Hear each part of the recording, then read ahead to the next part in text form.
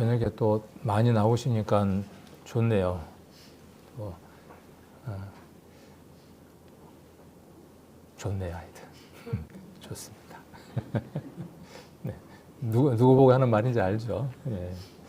그리고 또 이 시간 그 여러 가지 형편과 또 상황이 안 돼서 온라인으로 또 이렇게 참석하시는 분들도 계실 텐데 또 감사를 드립니다. 오늘은 지난 그 12월 31일은 2025년 목표 그리고 표 이거 말씀을 드렸고 또 2026년 새로운 표어 삶으로 확장되는 하나님 나라에 대한 내용들 또 그것에 대한 세부 실천 사항 그래서 주보 앞에다가 넣어 두었고 수시로 이렇게 한번 봐달라고 부탁의 말씀을 드렸습니다. 오늘은 이제 수요일 날 지난번에 제가 말씀드린 대로 여러분들은 특수 정예부대 혹은 장교와도 같은 분들이죠. 장교는 특수 교육을 특별한 교육을 받더라고요. 제가 군대는 안 가봤지만 특수 교육을 받는데 유사시에 군대를 소집할 수 있을 만한 능력이 있더라고요. 그래서 이제 전쟁이 일어나고 또 거기에 이제 여러 가지 일들이 있어서 그 군대가 어떤 문제들이 생기면 흩어지게 되면 그 흩어진 군인들을 데려다가 이렇게 훈련도 하고 조직을 해서 다시 전쟁을 치를 수 있는 큰 능력을 가진 사람들이 장교들이더라고요. 오늘 여기 오신 분들은 그 장교와도 같은 분들입니다. 그래서 이렇게 좀 뿌듯하게 마음 가운데 이렇게 가지시고 내가 그러면 과연 어떤 훈련을 받아서 유사시 또 하나님의 그 군사로서 일들을 잘 수행할 수 있을까 그런 시간으로 한 시간 삼으시면 좋겠습니다. 오늘은 고린도 후서 6장 11절로 13절 말씀을 좀 같이 나눠보려고 합니다. 이 말씀을 나눠보기 전에 우리가 지금 남묵시라고 하는 걸 하고 있습니다. 원래는 이것에 좀 더 우리가 주안점을 두고 우리들 마음들을 좀 더 열정을 내서 함께 동참했으면 좋겠다 하는 생각이 듭니다. 왜냐하면 하나님 나라가 확장되려면 우리 마음이 하나님 나라가 되어졌죠. 그분이 우리 마음에 오셔서 우리를 주관하고 계시기 때문에 우리 마음에 관한 것을 알지 못하면 우리 마음에 무엇이 있는지를 모르면 하나님 나라를 확장시킬 수 없고 내가 하나님 나라의 진정한 맛을 누리고 살아갈 수 없습니다. 그래서 이 남묵시에 대해서 우리 성도님들이 6시 45분이 되면 꼭 받아서 한번 보시고 또 그 시간이 아니더라도 여러분 그 루틴, 여러분 그 생활 그 습관에 따라서 가장 적정한 시간에 이걸 하시면 좋겠고 주일날 말씀드렸던 것처럼 먼저 해야 하는 일입니다. 가장 먼저 광영생명교회 성도면 가장 먼저 아침에 일어나서 해야 할 일입니다. 먼저입니다. 이것이 그의 나라와 그의 의를 구하는 아주 작은 방법입니다. 주일날 말씀드렸던 것처럼 1도만 각이 벌어지면요. 우리가 그냥 그렇게 살았던 삶에서 1도만 각이 벌어지면 하루가 가고 열흘이 가고 석 달이 가면 그 각은 크게 벌어져 있습니다. 그래서 여러분들이 크게 뭔가 나라를 구하려고 하는 마음도 중요하지만 아주 작은 것부터 우리가 아침에 휴대폰을 드는 것 좀 멀리하고 뉴스를 보는 것 좀 멀리하고 이렇게 아침에 시작하신다면 좋겠습니다. 남묵시에 가장 큰 4가지 단어가 있습니다. 그래서 로게스 모이라고 하는 단어가 있고 네프시스라고 하는 단어가 있고 헤시케아라고 하는 단어가 있고 그 다음 마지막에 메타노이아라고 하는 단어가 있습니다. 우리가 메타노이아 그러면 회개라는 말로만 이해하고 계시는데 이 말은 생각을 바꾸다 하는 그 이상의 의미를 갖고 있습니다. 삶의 방향이 재설정돼서 복음과 하나가 되어지는 것을 가리켜서 메타노이아라고 이야기를 합니다. 더 깊은 의미들로 들어가는 거죠. 그래서 노기스 모이는 자기 안에 여러 가지 하나님이 기뻐하시지 않는 잡다한 생각들이 자리하고 있는 것을 발견해내는 그 과정을 로기스 모이라고 하고 지금 우리가 그 단계를 거치고 있기 때문에 아침마다 이 로기스 모이라고 하는 단어가 계속 지속적으로 나올 겁니다. 그리고 이것이 조금 시간이 지나면 이제 지금도 이게 나오고 있는데 네프시스라고 하는 단어가 이제 반복해서 나옵니다. 네프시스는 지난번 수요일 날 한번 설명을 해드렸습니다. 깨어 있는 거죠. 깨어 있는 것. 그다음 헤시키야. 우리가 이런 과정들을 거치게 되면요. 네프시스로 깨어있게 되면 우리의 마음이 고요함 가운데 거하게 됩니다. 저 때는 아이가 어린 엄마의 품속에 있는 것처럼 잔잔함이 유지됩니다. 그러면 이 묵상의 최종적인 목적지가 그러면 잔잔함이냐? 그렇지 않다는 것이죠. 그것을 통해서 파워 있는, 힘 있는 삶으로 변환되어지는 거죠. 그래서 결국 우리가 원하는 것은 어디까지냐 하면 메타노이아에서 돌이키는 거죠. 그리고 결국 하나님이 원하시는 성령의 열매 맺기까지 가는 것이 지금 남묵시의 최종적인 목적지입니다. 그래서 조금은 낯설고 어려울지라도 우리 성도님들이 아침마다 이 일을 같이 좀 해보시면 좋을 것 같고요. 휴대폰에 이렇게 뜹니다. 아침에. 제가 지금 보여드리는 것처럼 이렇게 뜨는데 여기 보면 그 휴대폰마다 이제 약간 자기가 어떻게 설정했느냐에 따라서 저는 이제 눈이 좀 안 좋으니까 너무 밝으면 필요해서 바탕을 다크, 어두운 색으로 이렇게 만들어 놓고요. 어떤 사람들은 뭐 흰색으로 나오기도 하겠죠. 여기에 아침에 세 개가 이렇게 나란히 옵니다.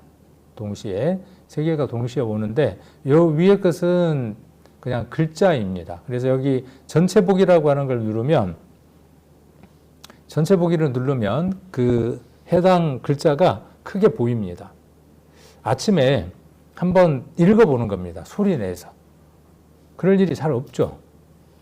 소리 내서 읽는 일이 잘 없죠. 근데 이게 여러분 몸, 혼, 영 전체에 아주 유익함을 줍니다.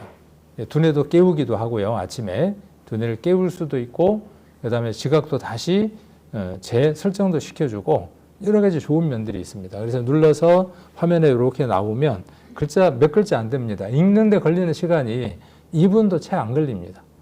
소리 내서 읽어도 2분이 걸리지 않습니다. 그러면 그 가운데에 어떤 단어가 중요한지 오늘은 어떤 단어가 좀 중요했을 것 같습니까? 여러분들에게. 오늘 제목이 어디였죠? 오늘? 잊어버리더라고요. 저도 아침에 하거든요. 아침에 하는데 돌아서면 잊어버려요. 그래서 우리는 어떻게 해야 하는 거죠? 잊어버리지 않도록 끊임없이 다시 한 번 더 보고 다시 한 번 더 보고 하는 것을 반복해야 되겠죠. 그리고 이거 띄우면 그 전체 보기를 누르면 위에 읽어주기 버튼도 있어요. 그래서 조금 그 설거지를 하거나 여러 가지 일들을 할 때는 읽어주기를 눌러놓고 해도 괜찮고요. 그 다음 여기 두 번째 있는 것은 그림입니다. 예. 그래서 우리 성도님들이 이 남묵시에 있는 내용들을 이미지로 이해할 수 있도록 그림으로 그려두었어요. 그래서 굉장히 이해가 잘 됩니다. 쭉 자세히 이렇게 한번 위에 읽은 글을 한번 보고 이 그림을 보게 되면 이게 이 내용이구나 하고 좀 더 잘 머릿속에 들어옵니다. 그 다음에 이제 세 번째로 저는 뭘 한번 해보기를 원하느냐 하면 여러분들이 요거 한 2분 컷 정도밖에 안 돼요. 동영상으로 만들었어요. 동영상으로 만들어서 그림하고 그 다음에 목소리를 같이 넣어서 한 2분 미만 정도의 동영상이 나옵니다. 그래서 이것은 그림보다 앞에 있는 글자보다도 조금 더 이렇게 약간 깊이 있게 설명을 해줍니다. 그래서 한 번 들어도 되고 두 번 들어도 되고 아침에 듣고 오후에 들어도 되고 하루 종일 들어도 되고 그러면 그 짧은 내용인데 하루 종일 들으면 재미없을 것 같아요? 그렇지 않습니다. 그리고 이것들이 하나하나 모여지면 아까 1도 하나하나 모여지면 30일이 되는 거죠. 그리고 2달 모이면 60일이 되는 것이고 내 삶의 방향들이 좀 더 넓어지게 되는 거죠. 방향들이. 그래서 이것을 꼭 해 주셨으면 하는 마음에서 설교 초반에 이 말씀을 드립니다. 오늘 고린도 후서 6장 한번 같이 보시겠습니다. 고린도 후서 6장 이 배경적인 설명들을 좀 해야 하는데 그러다 보면 시간이 많이 가기 때문에 그냥 본문에 있는 말씀들만 중심으로 해서 이야기를 하도록 하겠습니다. 6장 11절로 13절까지 말씀 한번 읽겠습니다. 고린도인들이여 너희를 향하여 우리의 입이 열리고 우리의 마음이 넓었으니 너희가 우리 안에서 좁아진 것이 아니라 오직 너희 심정에서 좁아진 것이니라. 내가 자녀에게 말하듯 하노니 보답하는 양으로 너희도 마음을 넓히라. 그래서 오늘 주제는 뭐하고 연관이 있을 것 같습니까? 여러분들이 오늘 11절로 13절에서 제목을 정한다. 그러면 어떻게 제목을 정하실 것 같습니까? 각각이 이제 다르게 제목을 정할 수 있습니다. 제가 정한 거하고 얼마나 비슷한지 여러분들이 한번 살펴보셔도 좋을 것 같고, 우리의 마음이 넓어졌다 그랬어요. 우리의 마음이 넓어졌다. 그런데 그 마음이 지금 어떻게 되느냐 하면 좁아지는 거죠. 자, 너희 심정에서. 그리고 여기 뒤에 보면 너희 마음도 넓히라. 누구 마음이 넓어졌으니? 넓혀져 있으니? 지금 우리라 그랬으니까 이제 바울을 중심으로 한 몇 사람들이 되겠죠? 그렇겠죠? 그래서 우리 마음이 넓었다 그랬어요. 고린도 교회를 향한 몇몇의 마음들이 넓었다. 그렇게 이야기를 하고 있고, 그러면서 뭐라고 이야기하느냐 하면 우리를 향해서 너희 마음도 좀 넓혀달라. 지금 현재 너희가 어떻다는 겁니까? 지금 현재 너희가 좁아져 있다는 거예요. 그러면 우리가 여기에서 뭘 하나 우리가 감지할 수 있습니까? 이 언어를 통해서 바울이 지금 고린도 교회하고 갈등이 좀 있구나. 지금 고린도 교회가 누구의 마음을 못 알아준다? 바울의 마음을 못 알아주고 있구나 하는 내용들이 이 글을 통해서 우리가 좀 받아들여 볼 수 있겠죠. 그래서 바울은 무엇을 요구하느냐 하면 너희들 심정이 거의 비슷한 단어인데 다릅니다. 여기 마음은 카르디아라고 하는 단어고, 여기 심장은 이따가 보겠지만 헬라어 단어가 다른 단어를 쓰고 있습니다. 그래서 심장이 좁아졌다라고 지금 그렇게 표현하고 있는 거예요. 그거 어떻게 해달라는 거죠? 넓혀달라는 거죠. 그러면 이제 뭐가 이루어지겠습니까? 이렇게 하면. 자, 이 상태에서는 갈등이니까, 고린도 교회와 바울이 지금 갈등의 관계니까 뭔가 소통이 잘 되겠어요? 안 되겠어요? 안 되겠죠. 그죠? 심정이 좁혀져 있으니까. 누가 지금 좁혀져 있어요? 바울에게는 문제가 없어요. 그들에게는 지금 마음이 넓어진 상태예요. 그럼 마음이 넓은 건 어떤 걸까요? 그냥 막 뺨을 치니까, 오른뺨 뺨을 치니까 왼뺨도 갖다 대고 호호호호 막 이런 게 이게 마음이 넓은 걸까요?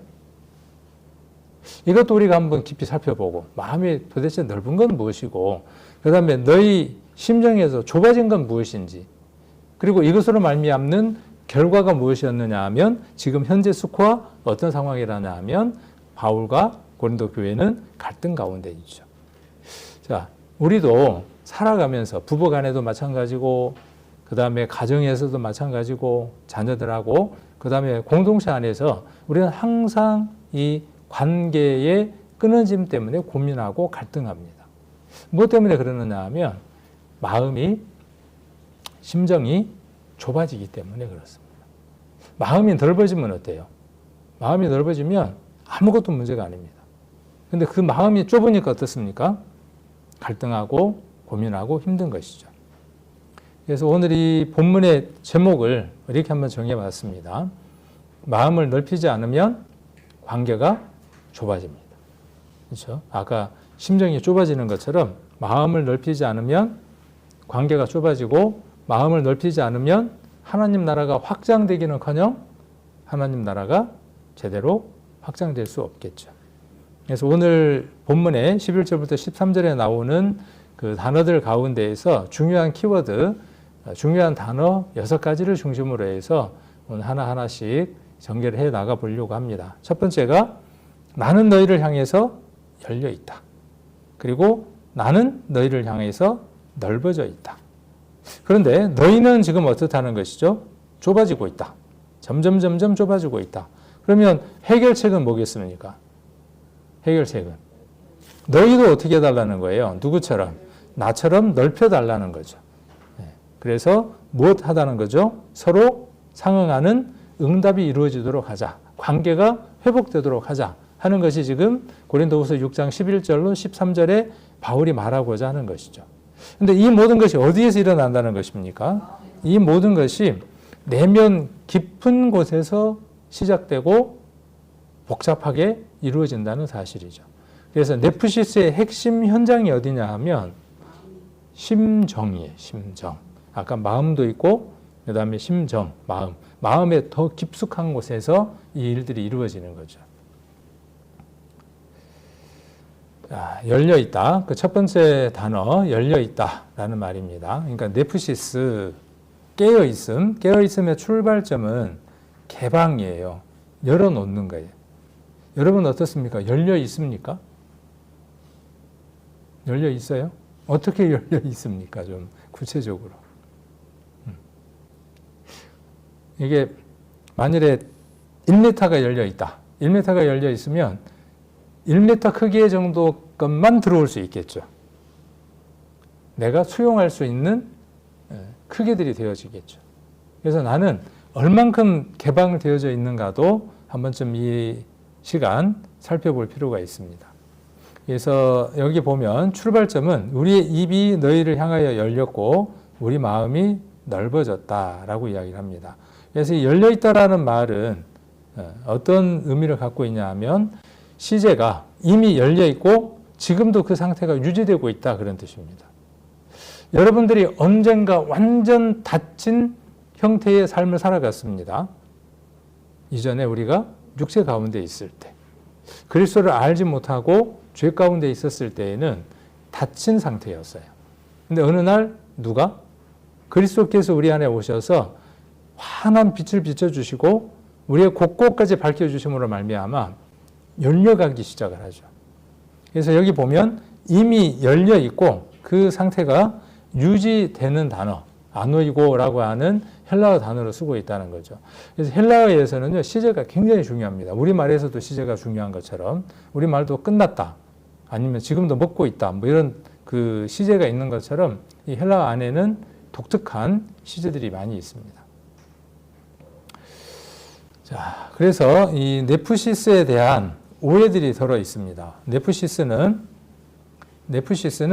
마음을 닫는 영성이라고 생각하기 쉽습니다. 그래서 밖에 있는 게 안으로 들어오지 못하도록 막는 그런 영성 훈련, 묵상 훈련이 네프시스라고 오해하기 쉽습니다. 그런데 반대로 지금 우리가 하려고 하는 것은 무엇이냐 하면 정반대로 우리는 열려 있어야 한다는 거죠.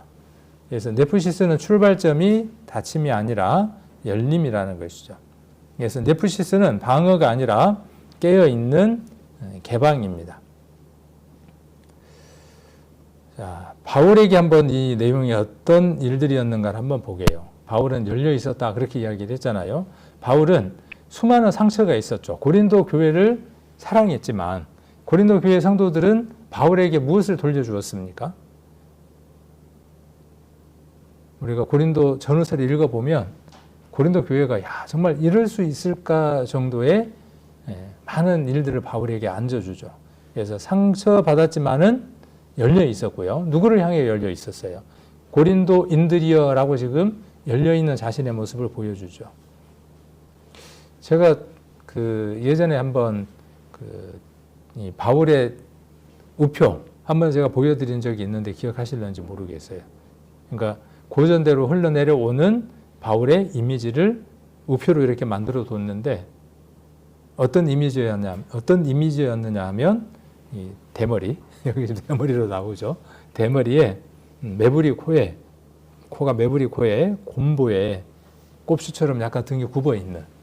우리는 바울 그러면 어떨 것 같아요? 예수님 다음으로 이 풍채나 외모가 정말 좋았을 것 같잖아요. 그런데 실상 외모로도 보기에 볼만한 것이 별로 없는.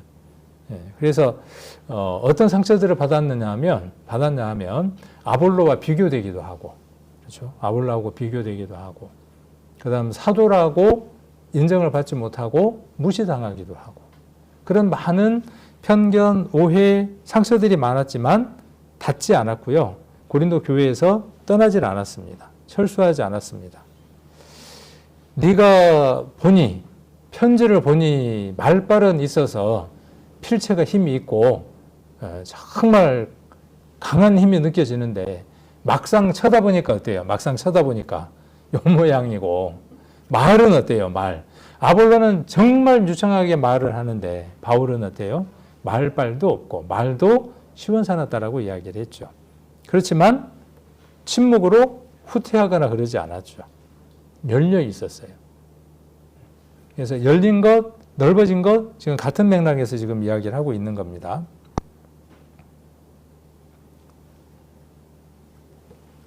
자, 그다음 넓어졌다 그랬어요. 넓어졌다라고 이야기를 합니다. 자, 여기도 헬라 단어에 대한 내용들을 이야기를 하고 있는데 넓어진 것은 마음이 넓히다라는 의미를 갖고 있는 동사고 시제는 완료 수동태예요. 완료를 했는데 수동태라고 하는 건 뭐냐면 자기가 완료한 게 아니라 어떤 타자에 의해서 이루어지고 그 일이 끝난 거죠. 우리의 구원은 완료 수동태입니다. 우리의 구원은 이미 끝난 것이죠. 과거, 현재, 미래의 구원도 끝났지만 우리의 성화도 이미 끝난 것이고 우리의 영화도 끝나 있습니다. 누구 편에서 보았을 때? 하나님 편에서 보았을 때. 우리는 단지 그 시간 속에서 걸어갈 뿐이죠. 그 완전한 구원을 하나님께서 수동태로 이루어 놓으셨죠. 그것처럼 이 넓히다라고 하는 단어 의미 안에는 무엇이 있느냐 하면 아까 열다라는 말하고 똑같아요. 이미 넓혀진 상태가 지속되고 있는 거죠. 과거에 한번 끝난 게 아니고 과거에 한번 활짝 열었다가 닫았다가 열었다가 닫았다가 하는 건 아니라 한번 어떻게 된 겁니까? 활짝 열려서 그것이 유지되어져 있는 상태라고 이야기를 합니다. 그래서 지금 바울이 고린도 교회를 향해서 내가 너희를 향해서 마음이 넓었다. 그렇게 말하고 있는 것은 무엇을 함축하고 있는 말이냐 하면 복음을 전함을 이야기를 하는 것이죠. 그 교회를 위해서 복음을 전했고 그들이 그 복음을 받아들인 내용들을 이야기를 하고 있습니다. 자, 바울의 마음이 넓어진 이유가 뭘까요? 이것을 풀면 고린도 교회가 왜 좁아졌는가를 이야기를 알 수 있어요. 그리고 바울이 이 대목의 얘기를 고린도인들에게 왜 했는지 알 수 있습니다. 바울의 마음은 열렸고 왜 넓어 있을까요? 여러분 마음은 열려 있고 넓습니까? 넓혀져 있습니까? 이렇게 질문을 받으면 자기 마음을 들여다봅니다. 들여다보면 어떻습니까? 완전히 닫혀 있거든요. 그리고 또 어떻습니까? 완전히 좁혀져 있거든요. 그것을 말하는 게 아니라 우리가 받은 바 약속을 이야기하는 거죠. 하나님 우리에게 주신 약속은 열려 있는 것이죠. 복음이 우리 안에 들어옴으로 말미암아 우리를 개방형으로 만들어 놓았고 우리를 넓게 열어 놓았습니다. 시편 119편을 한번 보겠습니다. 시편 119편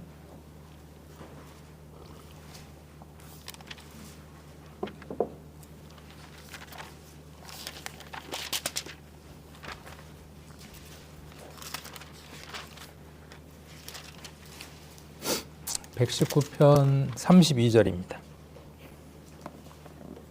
32절 890페이지 같이 한번 읽겠습니다. 주께서 내 마음을 넓히시오면 내가 주의 계명의 길로 달려가리이다. 내가 주의 계명의 길로 오늘도 우리가 걷고 있습니다. 그렇게 걷고 있다는 얘기는 어떻게 우리가 선언할 수 있느냐 하면 주께서 내 마음을 넓히셨다라고 선언할 수 있습니다. 우리는 예수 그리스도를 믿음으로 말미암아 우리의 마음이 이전에 내 마음은 밴댕이 소갈딱지 종지처럼 작은 마음이었지만 우리 마음 안에 누가 오셨냐 하면 우주보다도 크고 이론적으로 머리로 잘 알잖아요. 이를 헤아릴 수 없는 크기를 가진 그분이 우리 안에 오셨죠. 그럼 얼만큼 넓혀 놓으셨습니까? 얼만큼 열어 놓으셨습니까? 자, 한번 매일 묵상 속에서 이것을 쳐다봅니까? 지금 우리가 하는 남욱시의 목적이 어디에 있느냐 하면 로기스 모이는 나를 계속 쳐다보게 만듭니다. 네가 그것도 이해 못해갖고 쪼잔하게 좀 비켜주면 됐을 텐데 그게 매이게 하죠. 그러나 복음은 우리로 하여금 무엇을 보게 하느냐 하면 하나님께서 나를 어떤 사람으로 받으셨는가를 보게 하는 힘이 있습니다. 그래, 내가 매일 실수할 수밖에 없고 무너질 수밖에 없는 인생이지만 이런 인생을 하나님께서 나를 값 있게 쓰시기 위해서 나를 먼저 부르셨고 내게 복음을 이 넓은 마음을 주셨음을 내가 인정할 때 그때 무엇을 할 수 있느냐 하면 그거 뒤로 할 수 있어요. 방금 실수한 것도 뒤로 할 수 있고, 뻔뻔해진다는 말이 아닙니다. 그 사람 앞에 사과하고 정직한 마음으로 서겠죠. 그리고 넓어진 삶들을 살아가게 됩니다. 바울은 지금 그 얘기를 하고 있는 겁니다. 지금 시편 119편 32절에 나와 있는 주께서 내 마음을 넓히셨다는 거예요. 언제 넓어졌을까요? 그리고 그 넓은 것이 지금도 유지되고 있다고 지금 말하고 있는 거죠, 바울은. 언제 그의 마음이 넓어졌습니까? 한없이 좁았던 자이잖아요. 유대교 안에서 끊임없이 좁았던 그가 다메섹 도상에서 예수님을 만나고 난 이후에 그는 넓어졌죠. 그 넓은 것 속에서 삶들을 살아갑니다. 자, 그래서 마음이 넘어갔네요. 마음이 넓어진 원인은 하나님의 은혜, 복음 때문에 우리의 마음이 넓어져 있습니다. 마음은 훈련한다고 넓어져요, 안 넓어져요? 돌을 아십니까? 해서 돌을 닦아봐도요, 어디 이런 데 뭐 수련원 가가지고 과부자를 틀고 앉아가지고 수련을 하면 마음이 넓어지느냐? 천천만만의 공덕입니다. 마음은 그렇게 해서 훈련하거나 어떤 명상을 하거나 해서 마음은 넓어지지 않습니다. 열려지지 않습니다. 누구를 영접해 드리고 받아들일 때, 모든 것에 그런 대신에 그분을 받아들일 때 한없이 넓어지는 겁니다. 하나님의 마음은 얼만큼 넓을까요? 그리스도의 마음은 얼만큼 넓을까요? 이런 것을 우리가 그 말씀들을 보면서 묵상해 보는 거죠. 그리고 나는 그 마음의 넓이, 그리스도의 마음을 품으라 그랬는데 그 마음을 나는 품고 살아가는가 하는 부분들을 우리가 점검해 보는 겁니다. 그러니까 어떤 의미에서 우리는 넓어져 있는 거죠, 이미 우리는 어떤 상태냐 하면 넓어져 있는 상태의 삶들을 우리가 살아가고 있는 겁니다. 넓어져 있습니다. 에덴 동산 안에 있는 것처럼. 그러면 에덴 동산 안에 있는 아담과 하와에게 주어진 첫 명령은 무엇이었습니까? 하나님하고의 관계를 유지하기 위해 하나님이 주신 명령이 있었죠. 지키라고였죠. 지키라. 그러면 여기도 동일하게 우리가 뭐 적용해 볼 수 있죠. 넓어진 이 마음이 어떻게 되지 않도록? 좁아지지 않도록. 세상하고는 정반대죠. 좁은 것을 뭔가 훈련을 막 해가지고 늘려나가는 게 아니라 이미 그리스도 안에서 우리는 한없이 넓은 마음으로 출발하고 있는 거죠. 그 마음들이 좁아지지 않도록. 그래서 네프시스의 올바른 이해는 마음을 넓히는 기술이 아닙니다. 그래서 지키는 겁니다. 지키는 것. 마음을 더 크게 만들거나 감정을 더 풍부하게 만들거나 이런 것들이 아니라는 겁니다. 하나님이 이미 넓혀주신 마음을 나는 무엇 때문에 다시 좁히고 있는가? 한없이 넓혀놨는데 지나가는 차가 빵 하고 나를 놀래게 했다고 그 순간 어떻게 돼요? 저걸 내가 뒤따라가서 기어이 한번 해보리라 하시는 분들은 안 계시죠? 안 계실 겁니다. 근데 그거 지금 말하고자 하는 겁니까? 우리가 관계 속에서 그렇잖아요. 부부간의 관계라든가 교회 내 관계 속에서요. 정말 하나님 나라에 가서 영원히 살 사람들이라고 이야기하면서 서로 마주칠 때 얼굴 표정들 한번 우리도 느끼죠. 혹 여러분 안에 그런 것들 없습니까 지금? 있으면 어떻게 해야 합니까? 잡초니까 뽑아야 될 거 아닙니까? 작년에 가졌던 그 잡초가 올해도 있는 거예요. 쳐다보면 어때요? 쳐다보면. 관계는 개선되거나 좋아지지는 않았습니다. 어떤 것도 나아지지는 않았습니다. 그러나 그것이 더 긍정적인 쪽으로 나아가려면 내게 무엇이 확인되어져야 되느냐 하면 내가 얼마나 열려있는 사람이며 얼마나 넓혀져 있는 사람인가를 알지 못하면 정체성입니다. 여러분의 정체성입니다. 못 받아들일 게 없습니다. 저 태평양에 들어온다고 할지라도 받아들일 수 있는 사람들이 그리스도인입니다. 이론입니까 이게? 그렇게 생각하신다면 이론으로 끝날 것이고 이것이 생명이고 우리에게 있어서 가장 중요한 것이라고 생각한다면 그 길로 나아가서 얻어낼 겁니다. 무엇이 나를 좁히고 있을까요? 고린도 교회 성도들은 무엇이 그들을 좁혔습니까? 오해였죠. 많은 오해들이죠. 여러분들 뭐가 막혀 있는지, 좁혀져 있는지 잠깐 한 1초만이라도 2초만이라도 한 번쯤 짚고 넘어가는 그런 시간들이 우리에게 유익하고 좋을 것 같습니다. 좁아지고 있는 거죠. 그러니까 네프시스가 무너질 때 나타나는 징후입니다. 네프시스가 무너질 때 그랬으니까 네프시스가 무너졌다는 말이 뭔지를 알아야 될 거 아니에요. 깨어있음이잖아요. 깨어있지 못하면 어떻게 됩니까? 징후가 나타나요. 증상이 나타나요. 좁아지고 있다는 겁니다. 좁아지고 있다는 것. 너희가 우리 안에서 좁아진 것이 아니라 너희 내면에서 좁아졌다. 이렇게 이야기를 합니다. 좁아졌다. 그렇게 이야기를 하고 있는데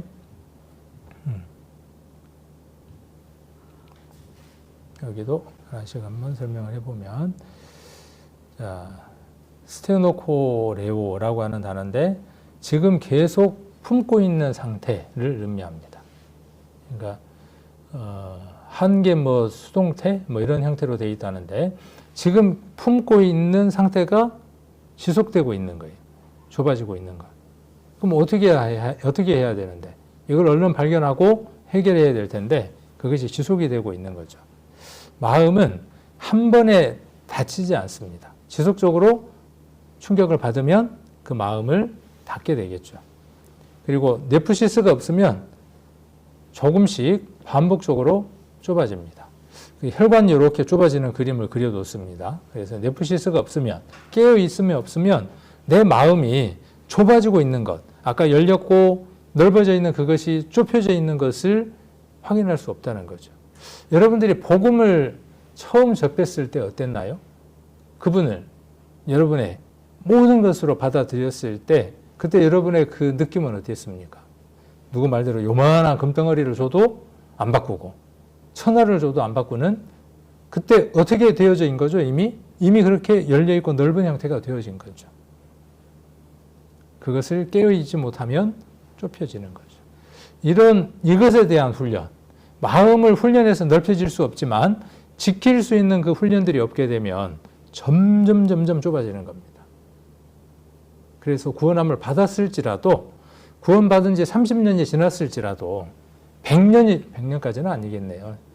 수많은 시간이 지났을지라도 그 모습 그대로 정체되어 있는 이유는 무엇 때문이냐 하면 그들의 삶이 정체되어 있는 이유는 그 내면이 좁아 있고 정체되어 있기 때문에 그렇습니다. 남묵시가 필요 없다고요? 그렇지 않습니다. 그것이 여러분의 정체되어 있는 마음을 열 수 있는 귀한 도구이기 때문에 그렇습니다. 한 번의 비교, 한 번의 오해, 한 번 처리되지 않는 감정들, 한 번 괜찮을 것 같아요. 그러나 이것이 쌓이면 이렇게 병목 현상이 나오면서 그 말이 계속 마음에 남는 상태가 됩니다. 부정적인 생각이나 말이 내면에 떠나지 않고 맴도는 상태가 되죠. 이럴 때 되게 많죠. 누가 나한테 지나가듯이 던진 그 말 한마디 때문에 일평생을 괴로워하는 사람도 있고요. 사흘 동안 괴로운 사람도 있고요. 이틀 동안 괴로운 사람도 있고 그렇습니다. 이건 복음으로 그 말들이, 그 내용들이 해결되지 못한 상태로 마음이 지속돼서 좁아 있는 상태의 것들을 이야기를 합니다. 이 모든 것이 네프시스 없이 그대로 통과될 때 마음은 서서히 협착됩니다. 여기 오자가 있네요. 2번 나왔네요. 네. 그래서 깨어있음이 없이 통과되게 되면 마음은 서서히 협착되는 겁니다. 그래서 우리가 이런 두 가지 양면성을 우리가 살펴볼 필요가 있어요. 우리가 이 말씀들을 통해서 우리가 말하는 것, 행동하는 것, 삶을 어떻게 살아가는 것에 대해서 굉장히 조심해야 하죠. 그러니까 말도 함부로 하면 안 됩니다. 네, 말도 함부로 하면 안 돼요. 그냥 말하면 안 됩니다. 입으로 나오면 다 말이 아닙니다. 그러면 또 하나, 우리가 그 말을 받아들이는 마음이 그 말을 어떻게 받느냐는 것에 따라서 병목 현상이 나타날 수도 있고 이렇게 좁아질 수도 있는 거죠. 어떻게 하면 병목 현상이 일어나지 않을까요? 첫 번째는 아까 말씀드린 대로 메타노이아. 복음으로 여러분 안에 가득 채워져서 회복이 돼야 합니다. 복음은 여러분 안에 그 어떤 것도 해결할 수 없는 것이 없습니다. 무엇이든지 다 해결할 수 있습니다. 심지어 자기 자식을 죽인 사람까지도 포용하는 열림과 넓어짐입니다. 기독교 역사 안에 그런 사건들이 많이 있었죠. 우리는 상상 못할 그 일들이죠.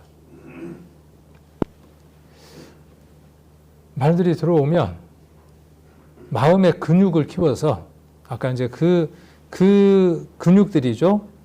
열리고 넓어 있는 그 근육들로 그 말들을 어떻게 할 수 있어야 돼요? 이겨낼 수 있는 힘들을 길러야죠.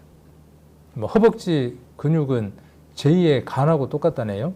그런 말 들어보셨나요? 종아리 근육은 생명과 같다는데요. 안 들어보셨습니까? 제가 요즘 그쪽에 좀 관심이 많아가지고. 거기에 근육들이 다 붙었대요. 그래서 면역력도 그것에 의해서 결정이 된대요. 그러니까 근육은 그만큼 중요한 거죠. 마음의 근육도 마찬가지입니다. 쫀쫀하게 탱글탱글하게 탄력성이 있으면요. 들어오면 어때요? 헉 하고 어때요? 아프죠? 그런데 곧 어떻게 합니까? 에이, 이거 필요 없는 거야. 그러고 탁 튕겨낼 수 있죠. 복음 안에 충만한 사람은요. 그 어떤 것이 들어온다고 할지라도 튕겨져냅니다. 우리 교회 안에 거침없는 말들이 많은 성도들의 그 삶들을 망가뜨리고 있습니다.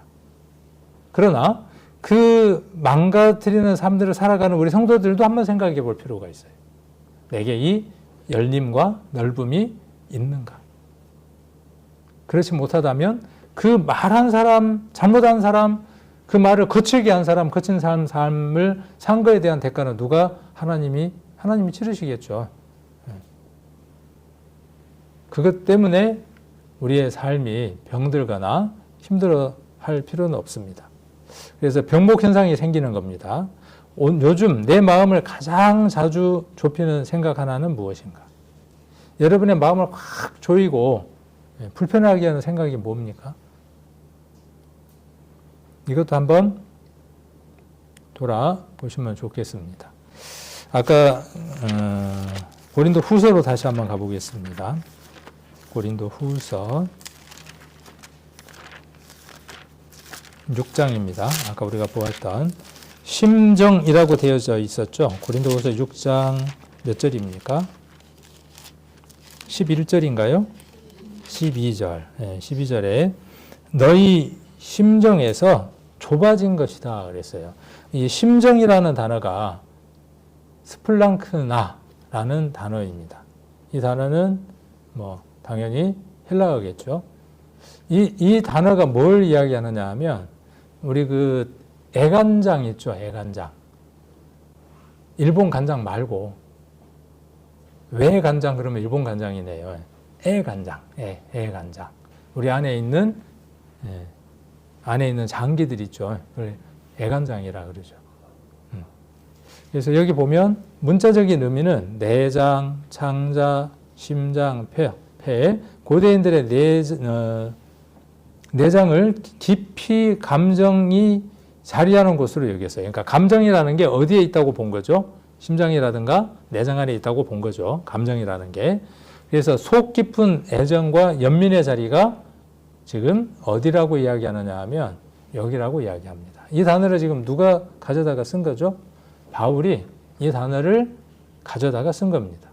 그러면 이 단어를 들으면서 고린도 교회 성도들은 이 단어의 문화적인 것, 배경적인 것, 지금 우리는 느낄 수 없지만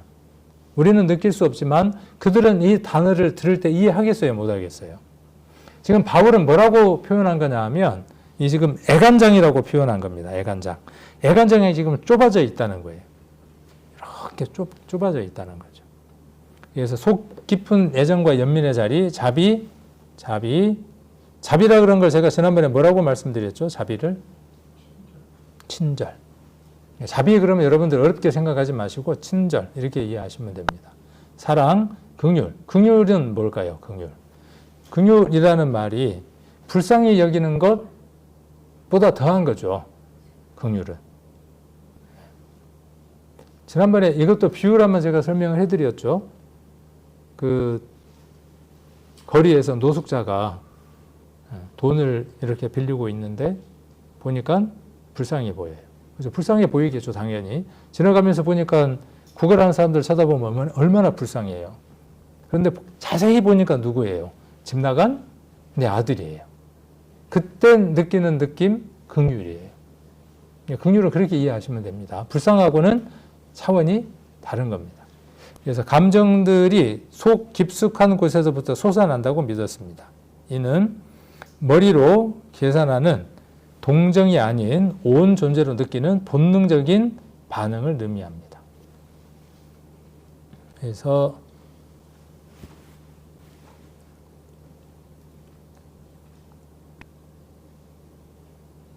발음은 이렇게 하고 감정이 요동치는 가장 깊은 속을 얘기를 합니다.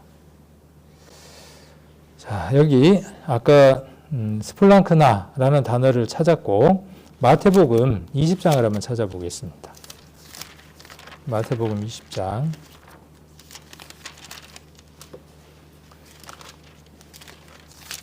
우리가 가진 단어들 속에서는 우리가 이 깊은 의미들을 찾아볼 수 없지만 이제 원어를 공부를 하다 보면, 헬라어를 공부를 하다 보면 이런 단어들의 같은 단어들을 찾으면서 우리가 볼 수 없는 더 깊은 부분들도 우리가 보게 됩니다. 20장 34절입니다. 같이 한번 읽겠습니다. 34절. 예수께서 마태복음 20장 34절 같이 한번 읽겠습니다.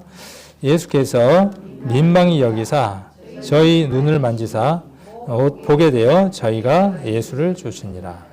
민망히 여겼다. 민망해. 민망해 그러잖아요. 근데 그게 민망이라는 표현이 제대로 됐을까요? 남 보기에 부끄럽고 면목 없을 때 민망스럽다. 또 딱한 상황을 보기에 마음이 안타깝고 그럴 때 민망하다. 이렇게 쓰잖아요. 그런 의미로 지금 이 단어가 쓰였을까요? 지금 예수님이 지금 누구를 보신 거죠? 쭉 앞으로 넘어가서 29절에 보시면 저희가 여리고에서 떠나갈 때에 큰 무리가 예수를 쫓더라. 30절 소경 둘이 길가에 앉았다가 그렇게 이야기했으니까 지금 예수님은 누구를 보고 지금 민망히 여기신 거냐 하면 소경 둘을 본 거죠. 앞을 보지 못하는 두 사람을 본 겁니다. 근데 이 말씀 앞에 조금 더 앞으로 한번 넘어가 봅시다. 28절로 한번 넘어가 봅니다. 인자가 온 것은 섬김을 받으려 함이 아니요 도리어 섬기려 하고 자기 목숨을 많은 사람의 대속물로 주려 함이니라. 예수님이 이제 십자가에 넘겨지고 그 사건이 임박한 시점이 이루어져 있죠. 그렇죠? 이 마태복음의 흐름상 20장쯤이면 어때요? 드라마 같으면 지금 어디만큼 가는 겁니까? 드라마가 지금 14편짜리다 그러면 어디까지 간 거예요, 지금 이게? 12편이나 14편짜리면 지금 10한 2, 3편까지 가 있는 거죠, 거의. 거의 지금 종결에까지 가 있는 거죠. 예수님의 십자가가 지금 이미 예정되어 있는 겁니다. 자, 그런 상황에서 예수님이 누구를 보셨냐 하면 소경 둘을 보셨습니다. 그리고 그 소경 둘을 보니 예수님이 지금 어떻다고 지금 마태는 대언하고 있죠? 민망히 여겼다라고 이야기를 합니다. 이 민망이라는 말이 뭘까요? 아까부터 자꾸 뭐냐고 묻기만 하고 답은 이야기 안 해주죠. 자, 여기 보면 스플랑크니조마이라고 이야기합니다. 아까 스플랑크나였죠. 아까 그 심장 있잖아요. 심장이 어떻게 되어지느냐 하면 끊어지는 거예요. 끊어지는 거예요. 이거 한번 생각을 해봅시다. 얼마 전에 그 제주공항 어디였었죠? 그 광주에서인가요? 무안공항에서 사건이 일어났죠. 여러분 마음은 어떻던가요? 저는 처음에 어떻게 저런 일이 일어나 이렇게 생각을 했어요. 근데 조금 시간이 지나니까 전화가 한 통화 왔어요. 저희 형수한테서. 그 교육청에 근무하는 그 안자매가 그 비행기에 탔었다고. 이미 신문에 나오기도 전에 그 교육청에 그 연락을 주고받는 데가 있나 봐요. 거기에가 떴어요. 그 비행기에 탔는데 라고 뜬 거예요. 한 사람도 산 사람이 없죠. 그런데 그 안에는 여러 종류의 사연들이 있죠. 어떤 집은 그 손주까지 탄 집도 있더라고요. 막 여러 가지 사연들이 있더라고요. 그런데 이 민망이라고 하는 것은 어떤 거냐 하면 우리가 그 사건을 바라볼 때는 어때요? 막 어떨까? 짠하네. 이런 거죠. 그런데 만일 내가 그 유가족이라고 한번 생각해 보는 겁니다. 유가족이라면 어떻게 했어요? 이거 정말 되돌릴 수만 있으면 얼마나 좋을까?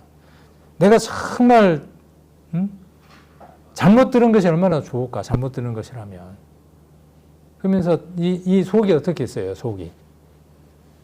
우리가 경험해보지 못했죠. 경험해보지 못하니까. 얼마나 철렁하고 내려앉겠습니까? 막. 그럴 때 우리가 어떤 표현을 쓰죠?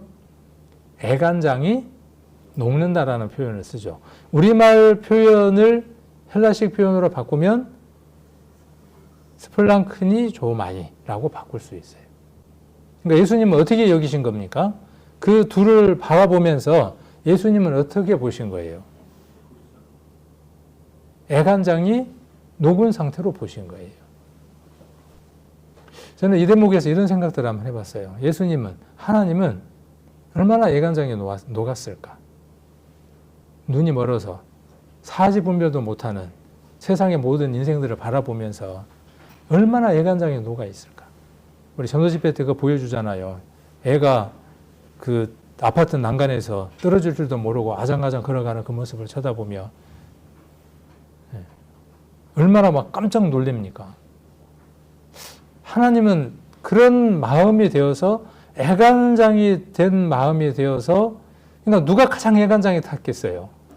하나님일 것 같아요. 하나님의 그 마음은 녹아버릴 정도로 애간장이 타는 거죠. 그것을 지금 민망히 여겼다고 표현을 하는 겁니다. 지금 여기 소경은 육신적인 어떤 소경도 되겠지만 앞을 분별하지 못하는 영원한 불못이 준비되어 있는 그것을 알지 못하는 인생들을 얘기를 하는 겁니다. 두 개가 오버랩되어 있죠. 하나는 어디하고 오버랩되어 있습니까? 하나는 어디의 장면입니까? 십자가에 못 박히실 예수님에 대한 복선이 앞에 나와 있고 하나는 무엇입니까? 예수님의 그 십자가가 무엇 때문인가 하는 것에 대한 그림이 어디에 그려져 있냐 하면 지금 소경을 낫게 하시는 그 그림에 그려져 있습니다. 이 둘은 하나로 겹쳐지는 겁니다. 그 소경은 앞을 보지 못한 우리 인생들입니다. 우리 인생들을 바라보며 그분은 얼마나 애간장에 녹았겠습니까? 한 영혼이 돌아오면 그분의 마음은 어떻겠습니까? 우리가 돌아왔을 때 그분은 얼마나 기뻐하셨겠습니까? 언제까지 그분의 마음은 애간장이 녹겠습니까? 자, 그래서 창자가 끊어지는 듯한 고통과 함께 솟구치는 긍휼입니다. 그래서 예수님의 긍휼은 능동적 파열입니다. 밖으로 터져나가는 사랑입니다. 고통의 방향은 외부로 향합니다. 너의 아픔 때문에 내 창자가 아프다는 거예요. 내가 영원한 불못 속에 들어가기 때문에 내가 십자가를 선택할 수밖에 없다는 거예요. 자기 안에 갇혀 있습니까? 좁아져 있습니까? 터져서 밖으로 나와 버렸습니까? 그분의 사랑은 터져서 밖으로 나와 버렸습니다. 그 사랑이 우리에게까지 전달됐고 그 사랑은 우리를 열게 하고 우리의 마음을 넓게 만듭니다. 이런 복음을 받은 고린도 교회인들이 뭔 사연인지는 모르겠지만 이것을 잊어버리고 무엇으로 돌아가 있습니까? 육신적인 것들로 돌아가 있는 겁니다. 말도, 행동도, 삶들도. 그래서 이것을 지금 바울은 꼭 그렇다라고 말할 수 없지만 이 성경 구절을 떠올릴 수 있도록 예수님의 이 말씀을 떠올릴 수 있도록 민망히 여겼다고 하는 이 단어를 떠올릴 수 있도록 그곳에다가 심정이 좁아졌다고 하는 것을 의미적으로 배치하지 않았나. 제 혼자만의 생각입니다. 이 두 성경 구절을 보면서. 고린도인들의 옹졸함, 수동적 협착이에요, 협착. 협착이 생기면 되게 복잡하더라고요. 그죠? 네. 그리고 안으로 오그라드는 마음이 안으로. 구원받은 그리스도인들의 병폐 중에 하나가요. 안으로 오그라든 현상이 있습니다. 그리고 약간 이기적인 마음들이 있습니다. 그리고 이미 모든 것이 끝났다라고 하는 개념 때문에 나태하거나 게으르기 쉽습니다. 이것은 건강한 게 아닙니다. 바른 게 아닙니다. 깨어나야 합니다. 안으로 오그라드는 것은요, 아까 그 심장을 어떻게 만드는 거죠? 심장을. 아까 심정, 스플랑크나를 어떻게 하는 거죠? 조이는 거예요. 고통의 방향이 어디로 가겠습니까? 고통의 방향이 내부로 향하는 거죠. 자기 자신을 쥐어짜고 죽이는 걸로 갑니다. 그리고 거기에서 무엇이 이루어지는 겁니까? 관계의 단절이 이루어지는 겁니다. 나를 지키느라 내 창자가 굳어버리는 거죠. 소화가 잘 되려면 어떻게 해야 돼요? 이게 막 잘 움직여야 되잖아요. 근데 이게 딱딱해지면 어떻게 돼요? 이제 소화도 멈추고 문제가 생기죠. 그래서 예수님의 길은 자기를 열어서, 모든 것을 열어서 넓혀서 자기 자신을 주시는 걸 선택을 했고, 그래서 민망히 여기셨다는 말은 아마 이 얘기를 들을 수 있는 기회가 저는 없을 거라고 생각을 해요. 누구도 마태복음 20장 아까 34절에 봤던 이 민망히 여긴다는 말을 이렇게 설명해 주거나 그러지 않았을 거라고 생각을 합니다. 그냥 민망히 여겼다는 거니까 어때요? 아이고, 참 딱하다. 그 정도에서 조금 더 높은 정도. 그러나 그렇지 않다고요. 여기서 말씀하시고자 하는 요지는 그래서 그분이 무엇을 선택하셨다는 거예요. 배치가. 두 개의 그림을 겹치면서. 그래서 그분이 뭘 선택하신 거예요. 이 육신의 눈 낳는 것보다 뭐가 더 중요한 거예요. 영의 눈이 고쳐지는 것이 더 중요한 일이니까 예수님 무엇을 선택하시는 겁니까? 십자가를 선택하시는 겁니다. 그 십자가가 우리를 이렇게 살려냈습니다. 내면 깊숙한 곳, 네프시스의 핵심 현장입니다. 이 내면이. 그래서 네프시스의 본질은 생각을 통제하는 게 아닙니다. 그 이전에입니다. 그래서 네프시스는 생각을 없애는 것도 아니고 감정을 누르는 것도 아닙니다. 아까 그 스플랑크나 이야기했죠. 그래서 이런 것들이다라고 하는 것들을 한번 앞에서 봤었고, 문제의 진짜 위치는 바울은 문제를 지식이나 교리에서 찾고 있지 않죠. 어디에서 지금 찾고 있습니까? 너희가 지금 이렇게 마음이 이렇게 좁혀져 있는 건 뭐 때문이라는 거예요? 지식이 잘못됐기 때문이다? 교리가 잘못됐기 때문이다? 오해했기 때문이다? 이렇게 지금 말하고 있지 않고 우리가 본문으로 한번 돌아가 봅시다. 무엇 때문에 그렇다는 겁니까?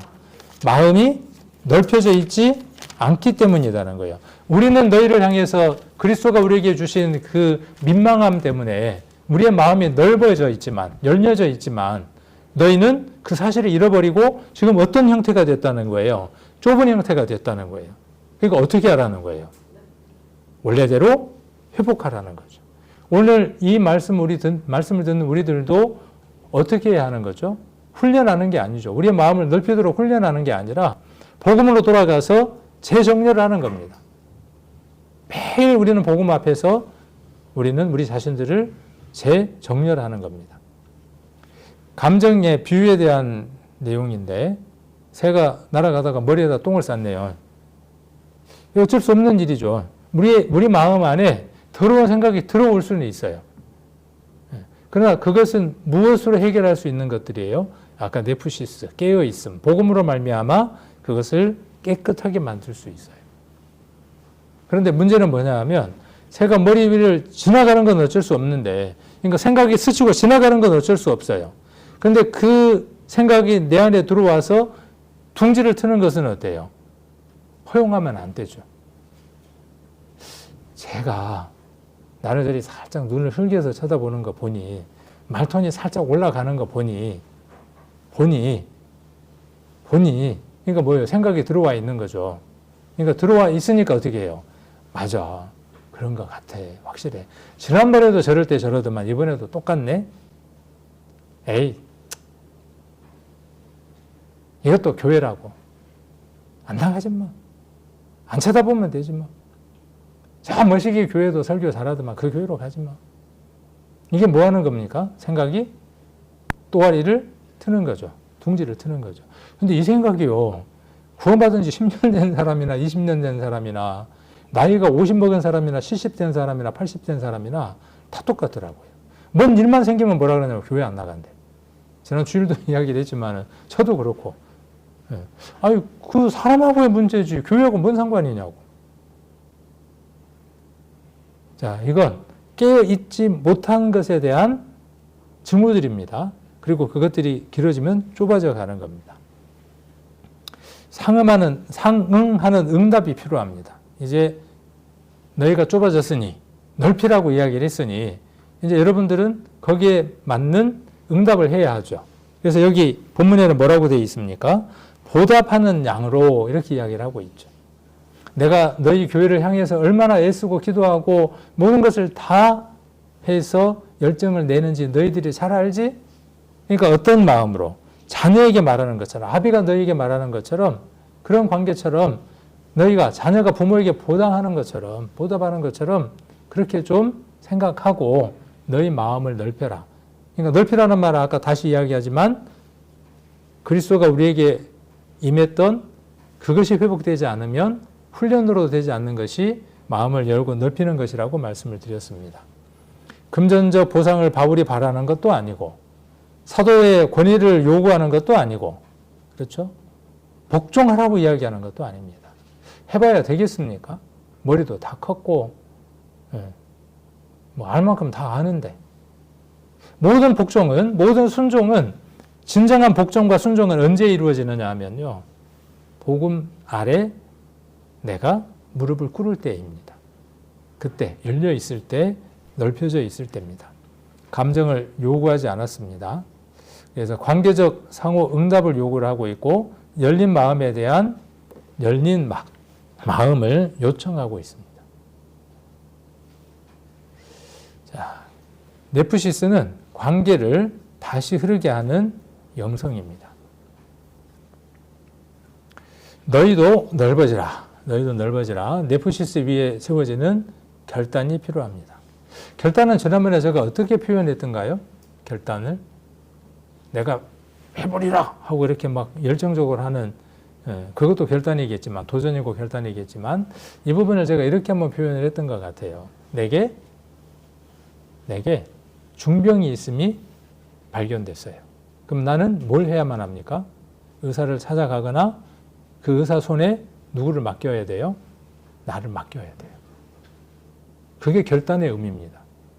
내가 뭘 해버리라가 아니라 내게 있는 부족한 그 모든 것들을 하나님의 통치 아래, 하나님의 나라니까 하나님의 통치 아래 두고 모든 주권을 누구에게 맡겨드리고 그분에게 맡겨드리고 그분이 무엇을 하실 수 있도록 수술도 하고 모든 것들을 고쳐나갈 수 있도록 내어드리는 단계가 우리에게 절대적으로 필요합니다. 그래서 결단이 필요하고 상황을 전환하는 게 필요합니다. 느껴질 때까지 기다려라? 사람들은 간혹 뭘 원하느냐 하면 이 필링, 느낌을 되게 좋아하라 그래요.